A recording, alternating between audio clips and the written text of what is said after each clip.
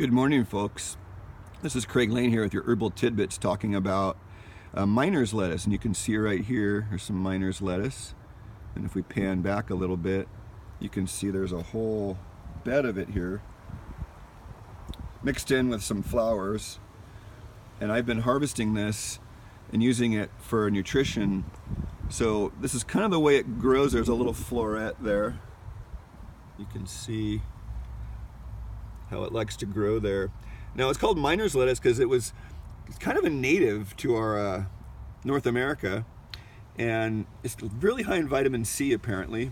I haven't measured it, but that's in the Materia Medica information about this plant. It's very soft. Notice, very soft. And we're gonna have Craig take a bite. Delicious. Just like lettuce. It's in the same family as purslane. This one was called winter purslane.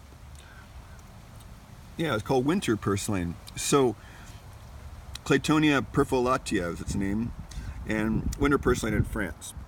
The Indians were very fond of this plant. The tubers can be used too, they say in the early spring, so I'll probably dig some up and report on that later.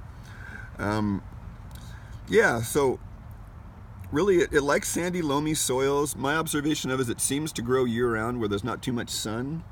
So if you have a north-facing position or somewhere where there's, like right here is the south, and turning them towards the south, and so you can see there's lots of shade here underneath these other plants. So this might do okay this year. It grows in clusters, and you'll see it off the road where there's landslides off the road or soil falling, and it's sort of what I like to call a social plant. It grows near where the soil falls and where you can sort of see it. But its main value, really, as far as I can see, it has a diuretic quality and high in vitamin C. And outside of that, I don't know if there's a lot of, I haven't seen a lot on it. And I'm mainly reporting on its use as a salad green and being high in vitamin C. I talk about vitamin C as a process. Vitamin C is a process of which ascorbic acid is part of the process, and it's the fresh food vitamin. And flavonols are part of the vitamin C. So you see the beautiful flowers with the yellow, green, red, yellow, purple, whatever. That's called a flavonol, and it's related to the flavonoid.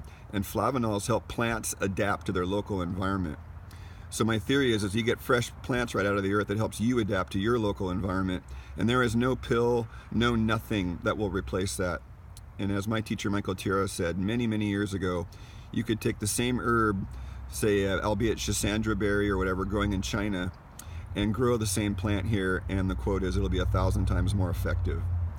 And physiologically it might not show a different chemical profile, but it will have an elemental profile of earth that it grows in is near you, the air it grows in is near you, the water it grows in is near you, and the fire or the sun in it is near you, and it will help you adapt. And I can attest to that empirically in my own life, following Chinese medicine and following the cycles of nature, the order of the universe. So this is another one of those cheap, easy plants. If you plant it and do it correctly, you'll have a year-round plant. It's an annual, but it tends to come back up in the same location. I can't recommend this plant enough. I'm putting it in my power juices with the nettles. It purees really nicely. You could smoothie this. You could smoothie this rather nicely. You wouldn't even have to strain out the fiber. But if you have leaky gut or gut lining issues or ulcers, you want to screen your fiber out, strain it out. And this is miner's lettuce. Again, excellent plant. Can't say enough about this. It goes well with the nettles for internal bleeding. You know, you could take your nettles and make a power smoothie out of it, and then follow up with a little bit of this. Just eat it or even puree it. Excellent ending of fast food also, because it's tender and easy to digest, and it's not going to cause a lot of irritation on the gut lining. This is Craig Lane with Health Alchemy YouTube channel, your next little herbal tidbit, and I'm just so happy to be able to share plants that are high in nutrients that are widely available. And these latest two they're just all over California. If you live much further south of Santa Cruz or Central Coast, you're not getting much rain, and I don't even know if you're going to see these.